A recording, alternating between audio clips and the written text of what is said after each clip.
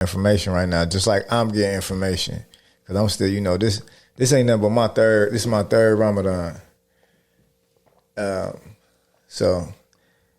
The first time I did it was 2005.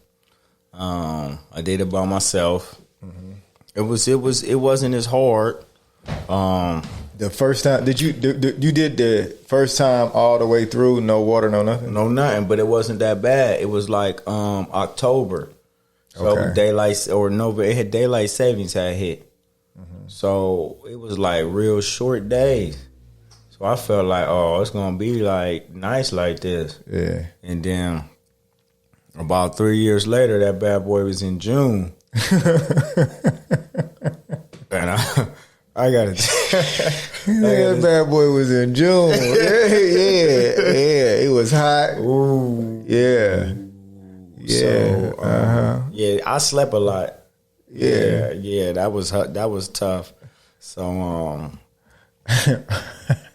yeah. Yeah, I mean, my first year I actually did with water. I did the first year with water. My second year I did all the way through. And this is my third year I went all the way through. And the feeling you get once it's over and the feeling you get once it starts, the in-between is more like, it make you feel like everybody can't do this. They don't have the willpower to do this.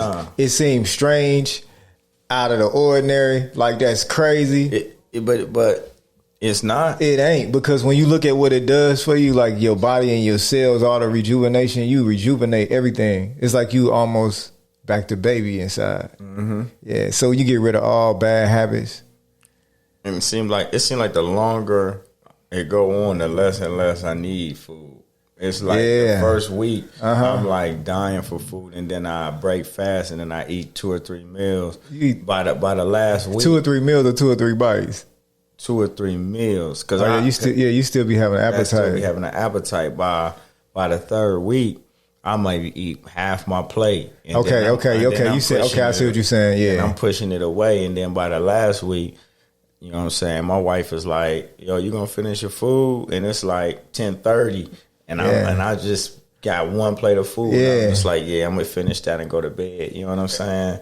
Man, I wake up in the middle of the night and eat. Yeah, that's the best thing for you. I'm gonna wake up and eat, but then sometimes I be staying up too late. So I stay up late and I still set that alarm. Yeah, but it's like a weird type of feeling. Like you be like, okay, you went to sleep at 3, 4 o'clock. You got to get up at 5. Mm-hmm. Now you trying to move and scramble through stuff to try to get it. Let me drink this water all fast, and you be, oh man, that's a bad feeling. That's a bad feeling. Yeah, and a couple times I slept through my alarm, so I missed eating. Yeah, a couple times I did that a few times, and that is bad. But then I noticed one thing about that: the days that I didn't eat, I wasn't as hungry as the days when I did eat. When I do eat in the morning, I'll be like, okay, about 12 o'clock, it's like I get a hunger pain. But like, I be annoyed on them days I don't eat. Yeah. like, and it's cool for you because you dealing maybe one-on-one, customer come in, blah, blah. If he saying something crazy, you just hop on the phone, talk to your girl, you know what I mean? I got to deal with people all day. Yeah, I understand. I got employees and everything, you know what I'm saying? Getting on my nerves, not showing up, you know what I mean? Just craziness. I understand. Because you be like, man, listen, man. You ate today, didn't you? Didn't you eat today? Did you have some water today? Yeah, you had water today, didn't you? It ain't do nothing for your brain, yeah, though. Right? You need some brain food. Some brain food. Stop eating all that Chick-fil-A and shit, man. Yeah, that, man. Hey. So, was it ever a time where you felt like, maybe today I might give up on this one? You know what? It crossed my mind, but when it crossed my mind, it was always like, it only just crossed my mind. That was it. It was nowhere near me actually doing it because it made me feel weak. It made me feel like I don't believe and I ain't got faith. And I ain't ever really been in a city. Anytime you been to the joint? Allegedly. Okay. I've been to the joint. Allegedly, it ain't gonna make no damn difference. Yes. Okay. Yeah. Yes. All right. Listen, I've been to the joint. So been to the joint.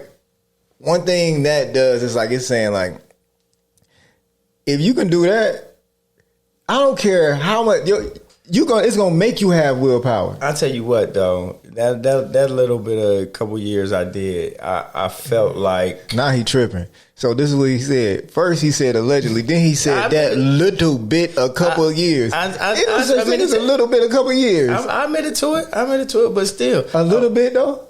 Yeah, I'm talking about a little bit. Cats get like 30, 20 years. I was motherfucker, who get what? So I'm not gonna compare my shit, but it help you if you take your time and think your way through situations. Yeah, it teach you how to think because like I'm gonna be real. Not everybody in there got intelligence. No, they don't. Like correct. You know what I'm saying? Like not everybody in there can think, or not everybody is smart, intuitive, got wit. Like you know what I'm saying? You find out who is who when they get there. Oh yeah, you gonna find out if you got a straight dummy. And most of them is straight dummies. Yeah, I mean it's a lot of followers and just a lot of young mentalities. Mm-hmm. From I was a young man. You know what I'm saying? I was 21. I was 22. Yeah, I was young. So and I'll be 40 this year. So that was almost 20 years ago. Yeah. Wow, that's crazy. Yeah, exactly. But there's a certain type of person in there that can just really, really, you can learn from a situation. And some people do learn from a situation and some don't. Some find it comfortable. Some people, they really like it. Yeah, some people do. I mean, I think it saves some people. And once they realize they've been saved, they settle and cool with going there. Like, I don't even want to try. No, you get on the street, it's hard for you. Yup. It's hard. You gotta actually work. You gotta get up. You gotta do shit. You gotta be responsible. You gotta take care of yourself. But even in there, you got people you going to college and doing things to just better yourself, working out, reading. Now when you see people that's like involved in a lot of productive things, you start noticing like, okay, once again, they go back to willpower. But then again, you got to think about most of them people will probably be long timers. I mean, I did 5 years, so that felt like a long time. That was a long time. Yeah, that was that felt like a long time. You know what I'm saying, but yeah. So that's a long time. So you do that. You think your way through the situation. You ain't the same person when you come home. No, you gotta find a different route. You gotta find a different path. And now when it comes to that, finding a different path, I always compare this. Like, you were put in a situation where the government controlled you and forced you to do better, put you in a situation where you would cut off all the distractions to where now you can see to do better. And we're gonna put it that way. So now you get there, but you was forced in that situation to do this. You got bars. So when you get out, now it's time to find something else to structure you to keep you on that right path. And most people don't understand that. So it goes back to what we was at is did I find a day that I wanted to quit?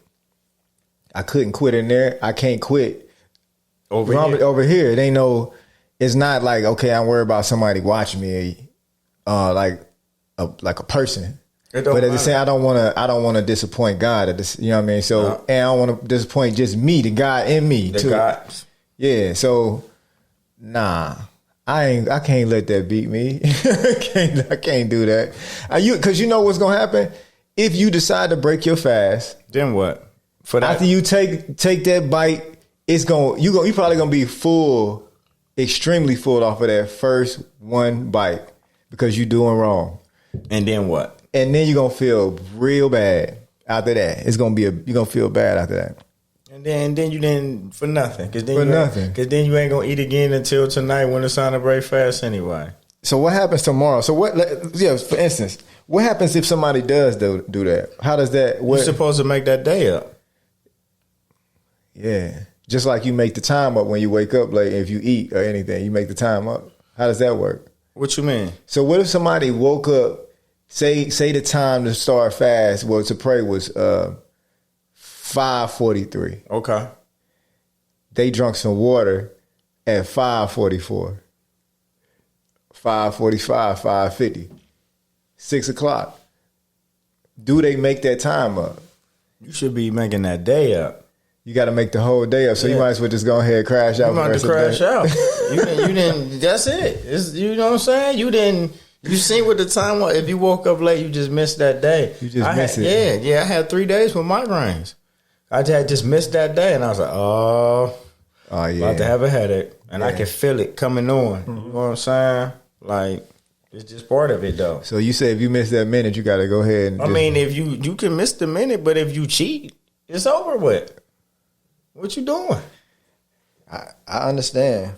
See, I thought that you made it up during the hours. That's what I thought. I didn't. So you would just eat a minute late? I mean, I guess you could do that. You know what I'm saying? You're making up your own. If you making up your own rules, however you want. You can't make up your own rules, though. You know what I mean? I guess. You know what I'm saying? If you don't fast this day, I can't go through a day and just be like, I'm just about to crash out this day. I can't see because what's gonna happen is when it comes to making up a day, you got everybody running around celebrating Eid. You gonna make it up on Eid? You ain't exactly. How can you do that? How you gonna do that? Mm-hmm. It's all bad. So then what? You make it up next week? You can make it up on the weekend. You can? Yeah, like on a Friday, like for real. You know what I'm saying? You can make it up during the year. It don't necessarily got to be. Oh, so that's how, so. What about when you don't fast? You just miss Ramadan altogether. You can make that up. Yo, no, that's a big no. You shouldn't be doing that. You should never miss fast. You shouldn't. Have you ever missed? Yeah. So what do you do to? As far I don't know. He wasn't happy that I missed last year. He made sure he let me know at the end of the year. That he wasn't happy with me that I missed my fast last year. So I was on it this year.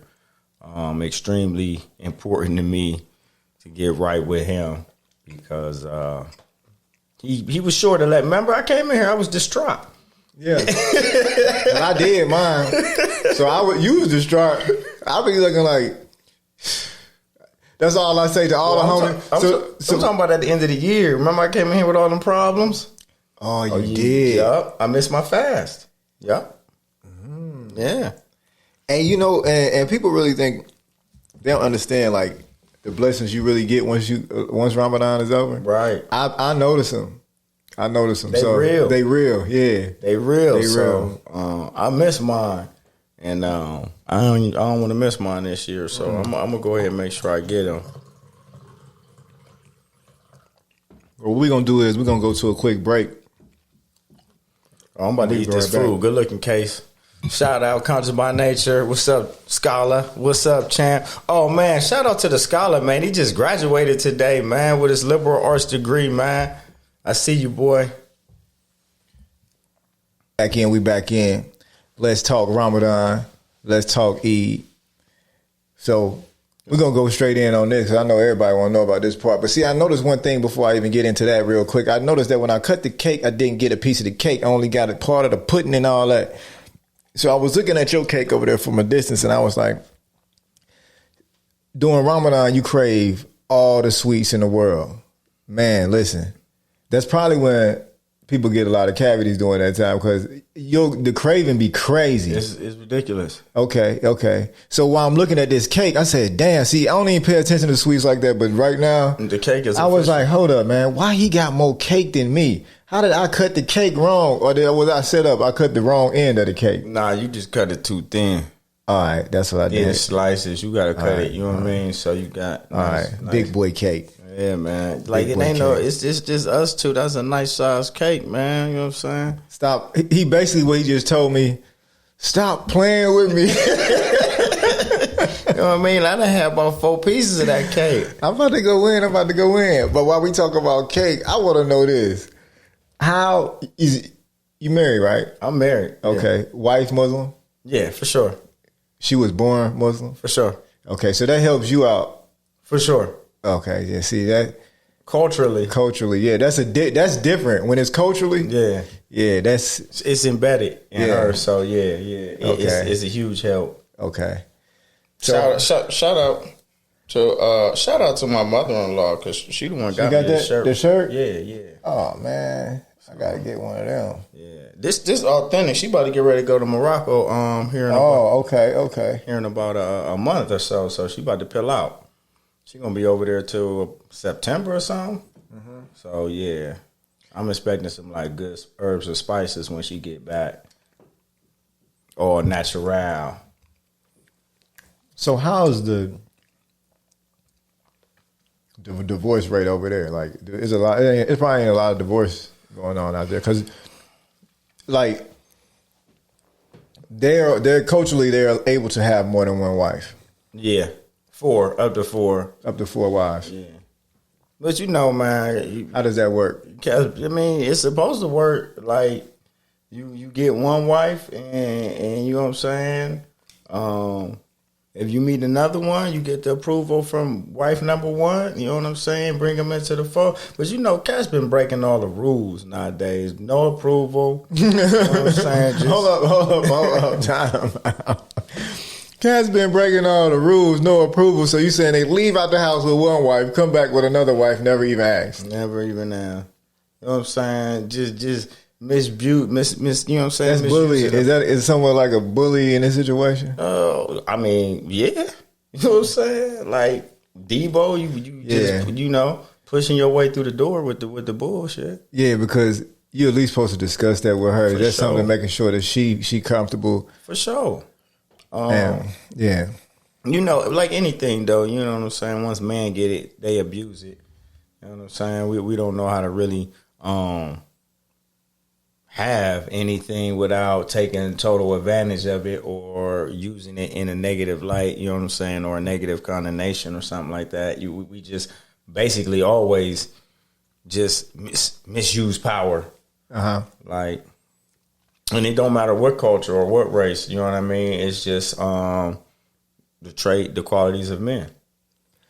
I was told that a woman shouldn't submit to a man that hasn't submit to God.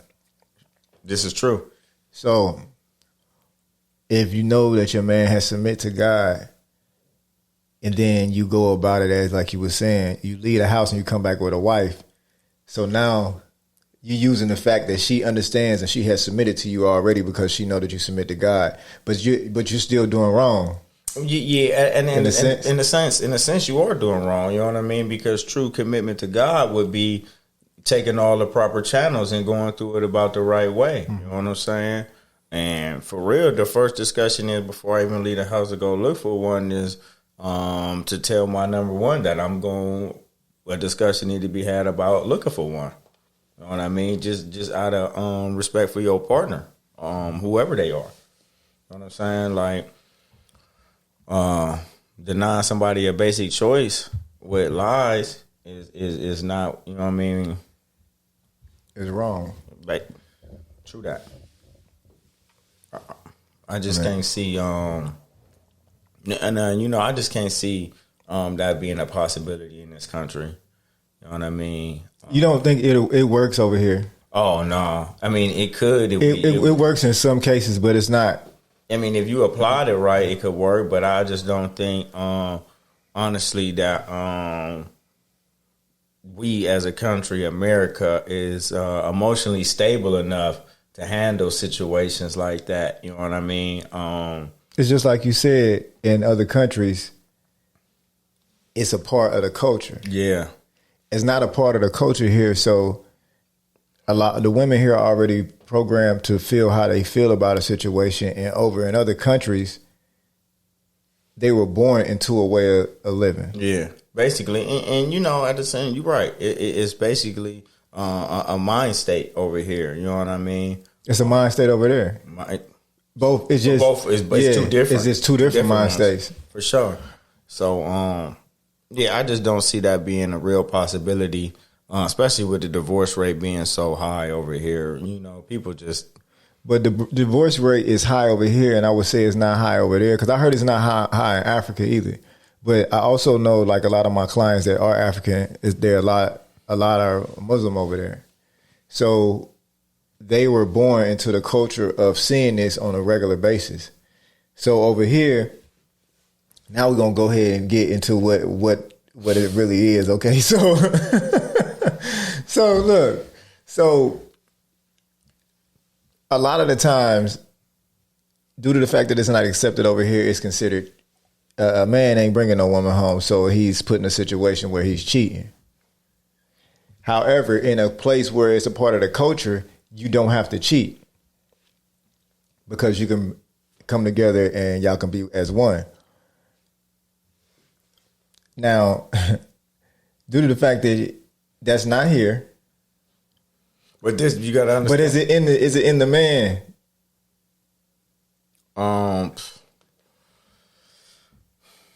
No. I mean, you would have to make you would have to make a conscious choice. It's a conscious choice that you got to make. And like, honestly, man, it's a conscious choice you got to make every day. As a, in this country, heterosexual man, it's a conscious choice you have to make every day to be in a monogamous relationship. You know it's a conscious choice to do that. Yeah, for sure. So my question is, do you think that when you look at one country and it's full of men that are cheating, but you look at another country and it's full of men that are allowed to have multiple women, and they why still cheat. is it? And they still cheat. And they still cheat. See, I heard that it ain't a lot of cheating going on, and a lot of divorce rate. It ain't a lot of divorce rate because it ain't really accepted, but it's still a lot of cheating. So they cheating on the wives. Like, you could have 3 wives and still go to the whorehouse. I mean, that just seemed like too much, man. For me and you, yeah. That sound like you got a problem though. You do. Yeah, so you do. But that's what I'm saying, man. People just abuse their privileges. So you don't feel, why aren't women allowed to have more than 4 husbands when it comes to Islam? Like, why is it set up that a man is able to do this? Because that's why I was asking you, is it something in the man that made it okay versus the woman? I mean, whatever Allah said. That's in his word. That don't ask me about what that man said. You know what I mean? Like, who am I to question him? Where is it at?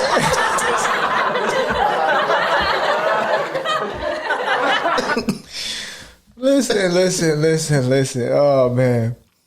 Yeah.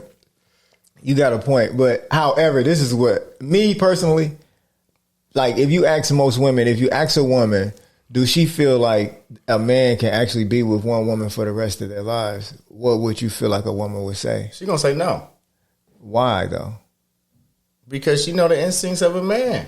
That's what I was asking. Hold up. So why would they deny the instincts of a man? Hold up. But that was the question the whole time. I said, was it something in the man? Yeah. Okay, there. So it's in the instincts of the man to have multiple women or be fruitful, or what is it exactly that you think is taking place? Because then it goes outside. It's outside of religion too. Yeah. It's just, but not really though. Not really though. It's not really outside of religion. That's the all-knowing book. That's the unchanging book. I'm saying about, okay, you got men that ain't even Muslim. But that don't mean, but they should be. That's the unchanging book. That's the book that don't change. That's the book that ain't gonna never change. That's his word. That's his word. Mm-hmm. And just because you don't want to accept it or believe it, or you don't dive deep into it, but the thing because is, that's what he made us. But you don't want a man to be like, okay, well, he wants to be Muslim because he feel like he can be with more than one woman. You don't think men do that right now? They do it now. But that's what I'm saying. But I'm saying you don't want the person because it goes back to your heart. For sure, always. You got some people that would just be like, I'm Muslim or I'm practicing Islam because I know I can have more than one wife. For sure. But it's not supposed to. That shouldn't be the cornerstone of why you. But you know what? People use cornerstones worse than that for everything, for a lot of things. Mm-hmm. Like, you know what I mean? But you really not practicing Islam. You know what I'm saying? You religious to something else. Yeah, to yourself. Yeah. You know what I mean? Not to Islam, not to being a Muslim man. You're going by your instincts. So the Muslim man got the same instincts as the man that's not Muslim. Everybody got the same instincts. We all men. Like, like a lion has the instincts to kill prey. Like, that's it. It's in him. You can't stop him, even if you wanted to. You know what I'm saying? The only way to stop him is to kill him. Damn. Honestly, you got to think about these things. You know what I mean? But it goes back to what you were saying. It's a choice. It's something. It's just like practicing Ramadan. Yeah. But going through Ramadan, you got a choice when you woke up whether you was gonna break fast or you was gonna keep going. You had a choice, but and it's part of, and it's also going to our culture and our country and how we suppress the heterosexual man and make him feel less than and irrelevant. You know what I mean? And the truth is that that's the cornerstone of life. Mm-hmm. You know what I mean? So it's hard to really see and raise a man to be strong in this country right now. You know what I mean? Any race, any color, any shade, you know what I mean? Just to be a heterosexual man in this country is very difficult. Mm-hmm. So it's hard to be a leader. You know what I mean? Why do you feel like it's hard to be a leader? Depending on who you lead. Yeah.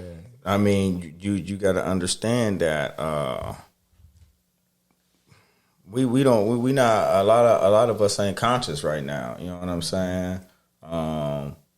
We got our just nose to the ground or under a rock, and we just perpetuate these lies that they continue to spew, and we okay with it. You know what I'm saying? We allow lies and shit to raise our children and dictate how we parent and what we do in life. You know what I mean? I mean, we was born into the lies. Yeah. Yeah, but you know what, though? At the end of the day, just think about it. We was born into it, but how much have our generation perpetuated it? I feel like our generation questions a lot of stuff. Shit. This young generation question a lot of shit. I mean, what about the our generation was the last generation that's like in between. I mean, I get what you're saying.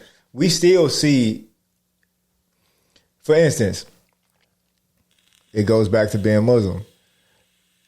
Back in the day, you probably wouldn't even been Muslim, like as far as our parents, because the way of living is certain things are considered like taboo, like you don't do that. Yeah. So like we're like right in the in between spot, and then you got the ones that's up under us that's just like question everything. They're not going. They believe what they want to believe. For sure, but they believe what they want to believe, but the problem is they believe everything. Yeah. And that's where I draw the line, because everything can't be true. Everything can't be true. Yeah, they do believe everything. They follow everything. The fictitious. Everything can't be true. Like yeah, they question a lot of negativity up in your face, but they got, or this generation, they got us a lot of allowances. Mm-hmm. Like that we would just be like, nah, that's not right, that's not cool. We questioning that. We were more on it. They got more allowances right now. You know what I mean? I just think that's our fault, because we the parents now, right? And them is our kids, right? Yeah. So they just have more. They have more access to more than what we had. Nah, so. they do got more access, but you know what? We don't say no enough. I mean, it ain't gonna make no difference how much you say no. I'm gonna tell you why. I'm just gonna tell you that you're gonna keep saying no, because when you tell somebody no, and then they leave and go around other kids, no doubt. So you become like your environment will change you before. Yep. You change it. So once you tell a kid no, no, no, no, they're going to leave. They're going to come back and do something. You're going to have to tell them no again. That's the thing about being a kid. A kid is allowed to have more, to break the rules a little bit more than an adult. Mm-hmm. Once you become an adult, you're supposed to have self-control and discipline. However, I mean, for an exception, you got people that's why the jails is full. So you get what I'm saying at the same time. But as a kid, you're going to have to say no a lot. They're kids. That's the part point. But we not though. We just be like, go ahead. Yep. It's a whole lot of hell nah. They know I don't. They know mine. They know. They know like yeah. This dude, be a whole lot of like, go this ahead, dude, man. This dude right here is why you so strict? And see, I got girls. I got 5 girls and 1 boy. So look, with that. You know, you be real protective of your girls. My son young, so we ain't got to his. But the girls, yeah, it's no, no.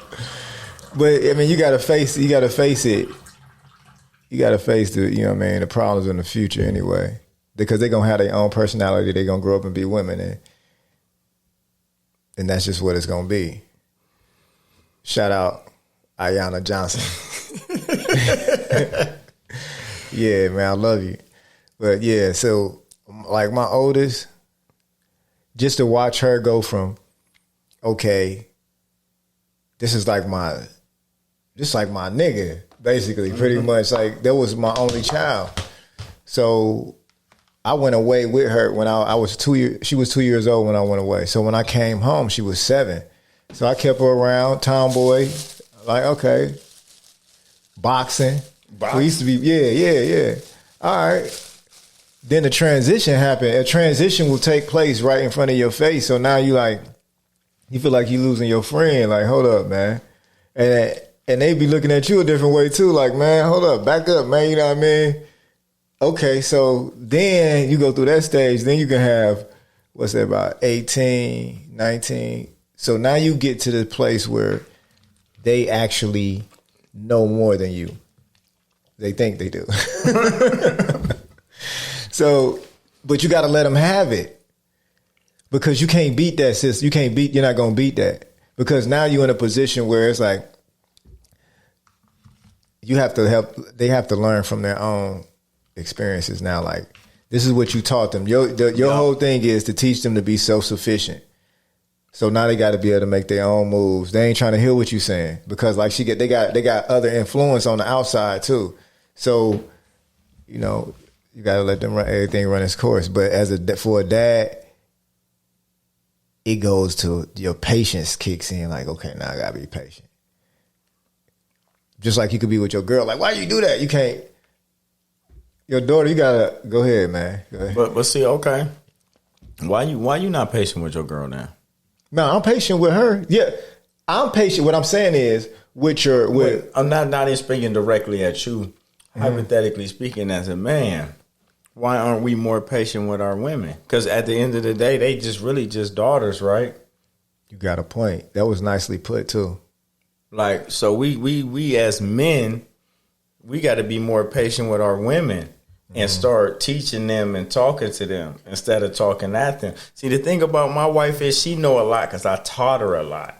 I took a lot of time to teach her. And I find that men lack patience. If you really want a woman, you actually have to teach her shit. Now, when it comes to teaching, I believe most men, like depending on what type of woman you got, but in most situations... You will always be teaching your woman something. Like, you can't put it in a sense where you like, listen, I'm trying to teach you something. You just got to school her. Yeah, but you schooling without actually, see, we're going back to these words. Point of views. Scenarios, yeah. You can't that's what I was saying about the daughter and the woman now. See, with the daughter, you could be like, I'm trying to teach you something. Because that's your daughter. But you can't. Your woman is still a woman, so she gonna look when you be like, I'm trying to teach you something. She like, hold up, I don't need you to teach me, but you have to be able to, like you said, be patient. And you got patient. You got to come at them in a different angle than you would come at your own daughter. But at the same time, though, your grown daughter, you gotta use that same angle because you can't hit her with, I'm trying to teach you something now. No, you sure can't. But that's what I said. That's what I was. So now we're back to the woman. Right. So that's what I'm saying. We basically we got to find ways to better communicate with our approach women. The situation from a different angle. With that same patience that you would approach your daughter with.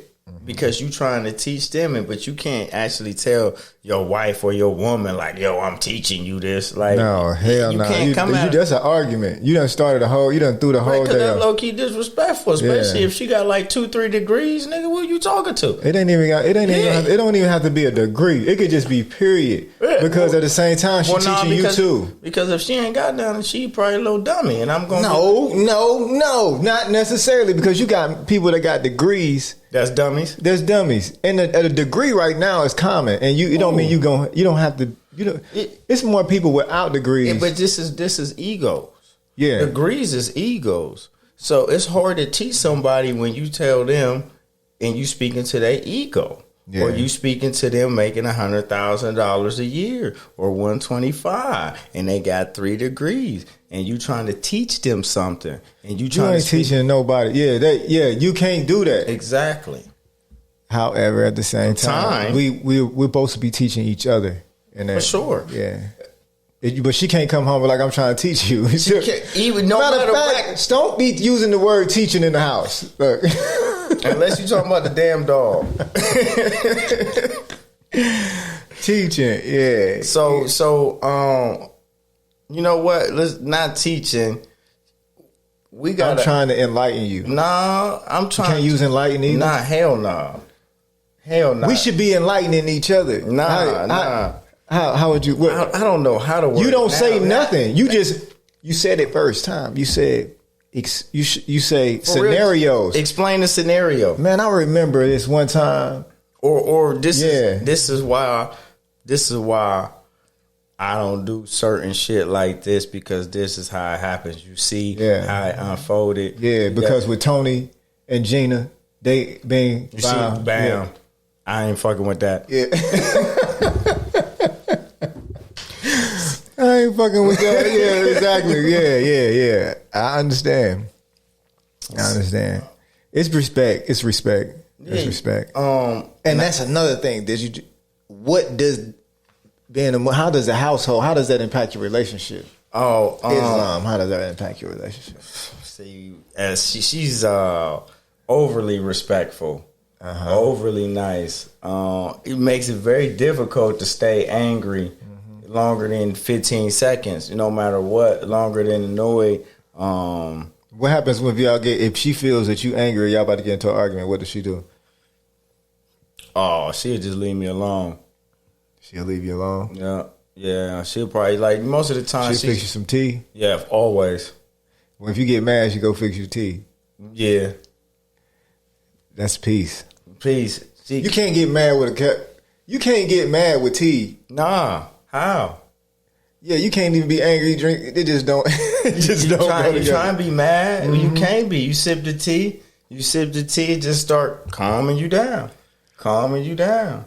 That is true. I'll smoke, and then she'll come in there and we'll have a conversation, because I'm super calm. Now I'm open up. She knows. Now everything makes sense. We got understanding. Yeah.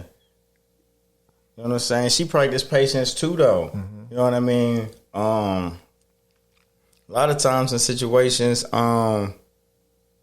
women can de-escalate the situation. A man can't de-escalate the situation when it comes to a woman. He can try, but if she's going in, he can be like, "Come on, calm down, Bob."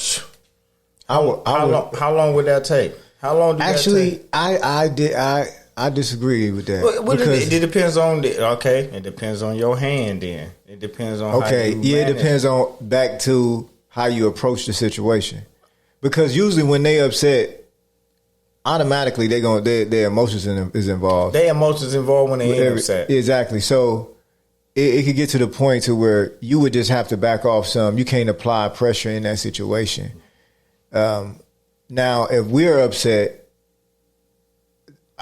for us, we're supposed to be able to get out of that.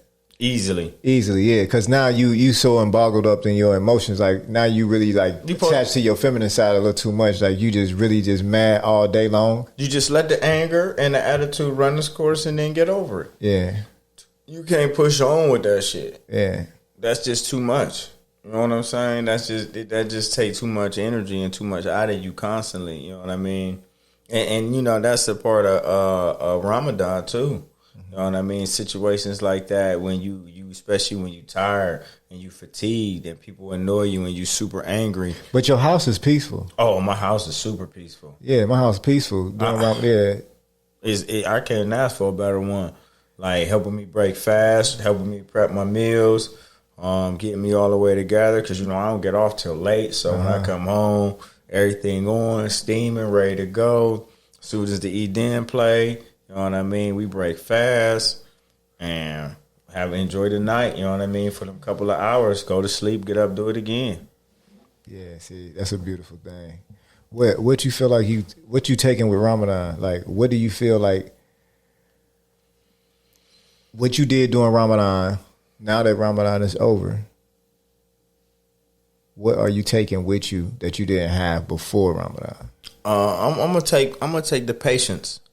I'm gonna take the patience. I'm gonna take that. I'm gonna take those moments where I really had to force myself to slow down, inhale, exhale, gather myself. So yeah, I'm gonna take the patience away from it that it gave me this year. I'm gonna take the peace of mind.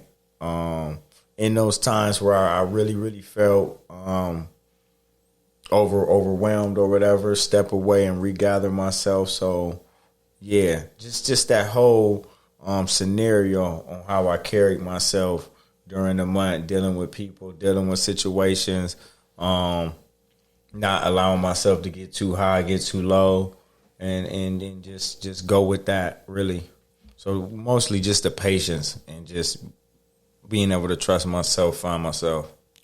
Yeah, that's definitely a plus. I agree with the patience. I'm taking more of like, I noticed that I feel like what you put in your head is the same thing as like what you put in your body, like your stomach. So like throughout the day, you could eat this right here that's going to be beneficial for you, or you can eat these chips and this bullshit, these snacks that ain't really good for you. So I look at it the same way throughout Ramadan. What my focus was is not to be putting so much energy into, you know, they might be like, man, why NBA Youngboy and Lil Durk beefing? Like those is like the snacks and the chips and shit as far as it comes to like your information that you getting. Like, the fuck is that about to do for you? That ain't about to do nothing for you. So the main focus now is information, building like mentally, like what I'm watching, what I'm taking in. Yep. I you know, during the month I read more than I normally read more. Do. You know, I do a lot of history because history and religion go hand in hand. So I do a lot of history. So for me, you right, feeding your mind the right things. Yeah. You know what I mean? And you, as you can see, I ain't been on social media in a month. I just dropped something today, but like the whole month of Ramadan,